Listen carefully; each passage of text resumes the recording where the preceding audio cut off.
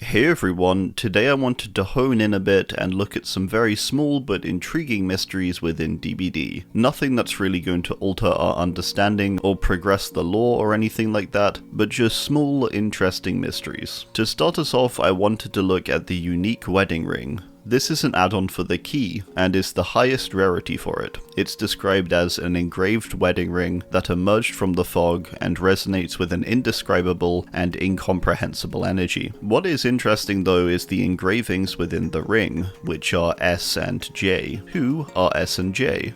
My initial thoughts went to Sally, the nurse, who is known to have been married. However, she's quickly ruled out with her husband being named Andrew. I looked over all the possible names, and ultimately my best guess was Susie and Joey of the Legion, but that again doesn't really make sense. There is little suggestion of marriage between them, let alone romance. I decided to ask my Discord if there was anyone else they could think of. The survivors now in the void were suggested, or possibly someone from the lost tapes. There is both someone named Sassy and someone named Sujin, however no one with J. The add-on was interestingly released in patch 3.2.0, which is better known as the Stranger Things chapter release. Therefore it was possible that it could be both Steve and Jonathan. This idea was somewhat legitimized when Quinton, my beloved, a member of my server, mentioned an elevator gag that both Steve and Jonathan's actors did for the Golden Globes, where they both made out in an elevator, with Nancy's actor storming away. Therefore, with the release date and the S and J, this could plausibly be a reference to this gag. The 3 gems could also represent the 3 of them in the elevator, or it could be something entirely different.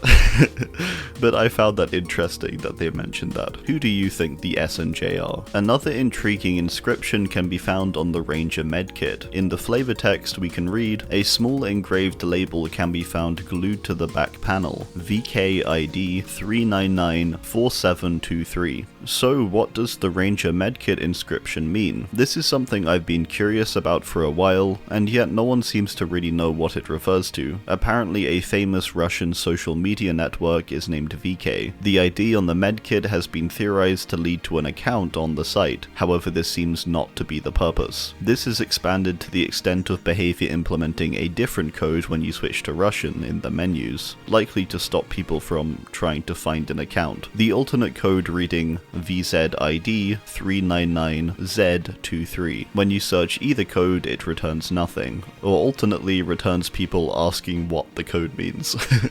My best guess, if considering the lore, was that this code referred to someone mysterious such as Vigo. Potentially the V stands for Vigo and the K stood for his surname. Interestingly though, the K is part of what is changed in the Russian version into a Z, which would be odd if it was meant to represent that. I checked some other languages too out of interest. The French version it was named VZID 3994723. The Spanish version it was named VZID 3994723 also. In Japanese the tag read VZID 3994723 also.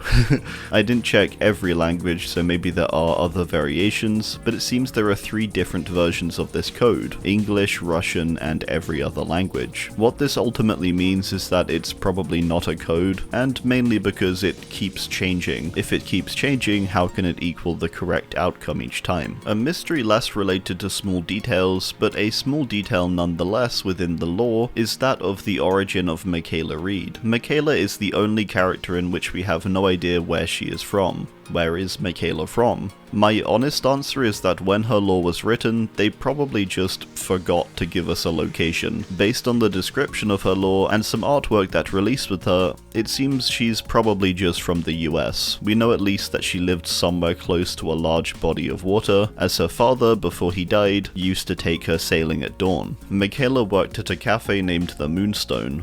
In the artwork we see this title is spelled in English, suggesting further she is somewhere in the US. Really, Mikaela could be just about anywhere. It's not like it matters particularly, nor does it really affect much, but it certainly is strange, especially as, again, I do believe she is the only character of the entire cast in which we have no idea where she's actually from. Another piece of text that appears on many items is the language we presume is that of the entity. How do we read the entity's language?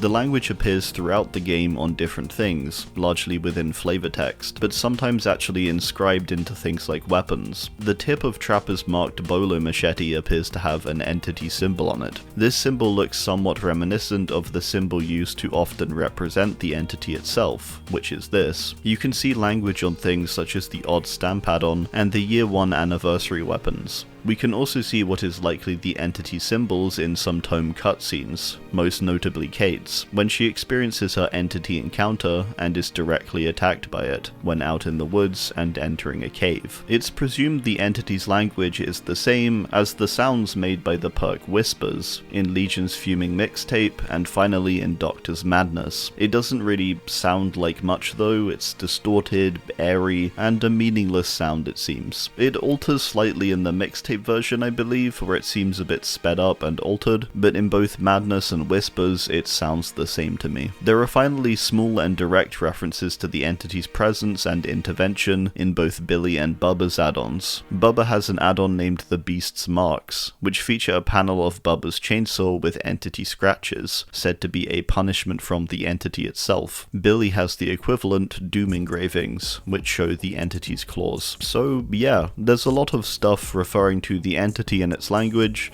but there's no way to really read it. But certainly an interesting thing, for someone much smarter than me to someday decipher maybe.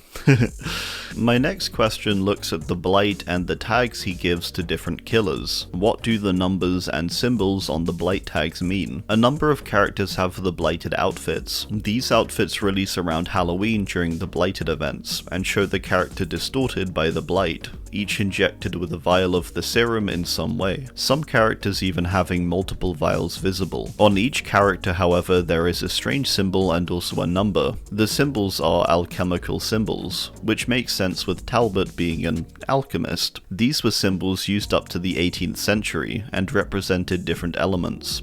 The clearest of the symbols appears on Blight's Iridescent Blight tag add-on. The symbol on this add-on is an earth sign, and refers to the rock type, argillaceous, I believe, a sedimentary rock that often contains clay. This is then followed by the numbers 3412. What this means isn't that clear, and I couldn't really come up with an answer. Wesker has a symbol I couldn't identify. I thought maybe magnesium, although with a much longer string of numbers, 1513-15. Oni has a similar tag of 1515-13, with a symbol I also couldn't identify. Nemesis has a hashtag type of symbol which means zinc, and the numbers of 1823. Oddly, this is the same tag that the Trapper had back in the original Blight cinematic, where he's shown transforming for the first time. This further suggests some tests are repeated or vials are shared. 2825 is Ghostface's, paired with the symbol for air. Legion's was a metal of some kind, I believe, and with the number 1227. Trapper and Wraith both had the same string of numbers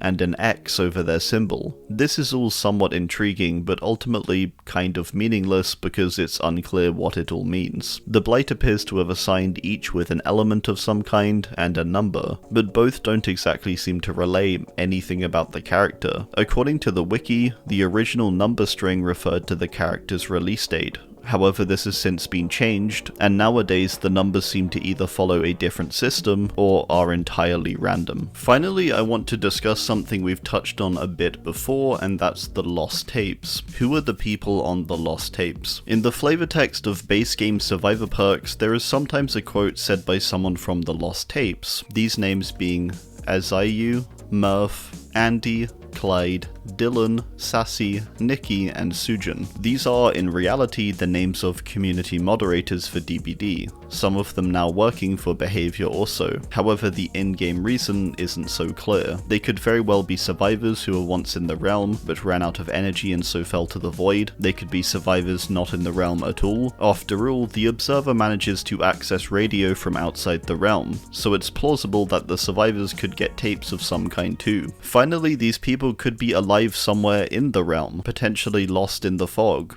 The lost tapes could mean lost as in dead, and in the void, or literally lost somewhere, like the fog. All the quotes seem to refer to the trials in some form, however, which definitely does suggest at one point they were survivors who participated in the trials, who are no longer around. either drained or escaped. They make reference to chests, the fog, to overcoming and actually fighting the killers it seems. They seem to even be aware of the killer's ability to see scratch marks, which is kind of interesting. They even have relatively useful advice, with Murph sounding like he is older than the others, potentially a Bill type of figure. One thing they also interestingly refer to is the entity, with Spinechill's description, and the character of Sassy telling someone that the entity doesn't use words, but suggests that it warns the survivors of the approach of killers, almost like a spidey sense, which makes sense, what with it being a spider. These perks would make the most sense to originally belong to the named characters as teachables,